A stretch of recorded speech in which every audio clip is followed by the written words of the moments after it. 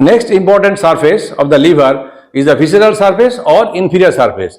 I am showing you different impressions on the inferior surface. So this is the inferior surface. I am holding the inferior surface on my palm of the right hand. I am turning it to show you the different impressions on the inferior surface. I am going from left to right. We have seen on the posterior surface, this was esophageal impression. So from here, the stomach will start. So this impression is a gastric impression, where we will get the fundus and body of the stomach. And right to this, and in between this gastric impression and fissure for ligamentum venosus, there is an elevation. This elevated area is called tuber omentally. This tuber omentally, it is related to the tuber omentally of the pancreas, and it comes in relation to the lesser omentum. Then come to the another fissure. That fissure is called the fissure for ligamentum teres hepatis, and this is the ligamentum teres hepatis, which is a remnant of obliterated left umbilical vein. A right umbilical vein, it disappears during the fetal life at the 4th month of intrauterine life, but this left umbilical vein, it persists and it lodges in this fissure called fissure for ligamentum teres hepatis. And right to this is a quadrate shaped area that is called quadrate lobe. And right to this quadrate lobe, there is another fossa. That fossa is also non-peritoneal fossa. And this structure is called the gallbladder. So the fossa is called fossa for the gallbladder, and it is having 3 parts: fundus, then body and neck. The fundic part, if I turn it and show you, you see this fundic part or fundus of the gallbladder is here. That means it is projecting beyond the sharp interior border of the liver. If you are asked, what do you mean by the fundus of the gallbladder? Your answer will be the part of the gallbladder which is projecting beyond the inferior border of the liver is called fundus. And this fundic part is covered by peritoneum on all sides.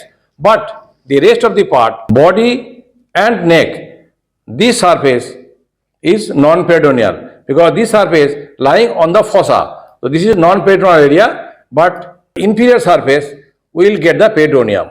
So the fundus, peritoneum all sides, then body and the neck, peritoneum on the inferior surface, but the surface related to the fossa for the gallbladder, it is a non-peritoneal surface. Then come to the more right side, to the fossa for the gallbladder. Here we will get the duodenal impression, because esophagus, then stomach, pylorus, then duodenum. Here you will get a turning between the first and second part of duodenum. That means the superior duodenal flexure will be here. So this is the impression for the duodenum, the junction of first and second part of duodenum or superior duodenal flexure. And next to this duodenum, here you will get another impression for the colon. That colon means for the right colic flexure. So this is called the colic impression here. And above it or posterior to this is the posterior side. So posterior to this colic impression, this depressed area here, this is called the renal impression. That means for kidney. And posterior to this renal impression, the small area here, you will get the right suprarenal gland.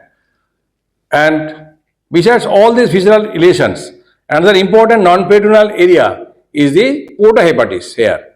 This is porta hepatis. This is a gateway of the liver, but it is not true gateway, because the hepatic vein, it passes through the groove of the inferior vena cava and piercing the liver and draining into the inferior vena cava. But here, all other structures like the portal vein and hepatic artery and the hepatic nerves, they are entering through the porta hepatis, and right and left hepatic ducts and the lymphatics, they are coming out through the porta hepatis. The main important structures of porta hepatis are the hepatic ducts, portal vein and hepatic artery.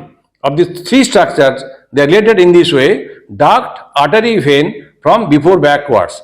That means hepatic ducts in front, middle, the hepatic artery, and portal vein, its 2 branches behind. From before backwards, this is the relation.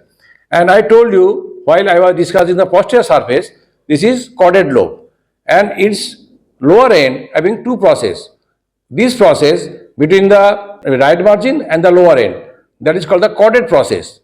This process, it forms the upper boundary of the epiploic foramen, and this process, it is called papillary process. This process, it is the process between the left margin and lower end of the caudate lobe. This papillary process, it is in relation to the celiac artery.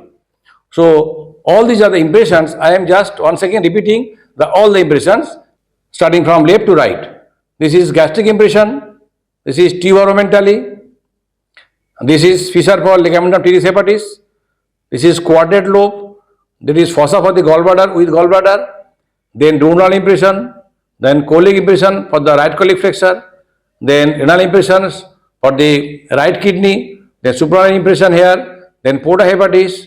Then caudate process and papillary process of the caudate lobe. That's all for today.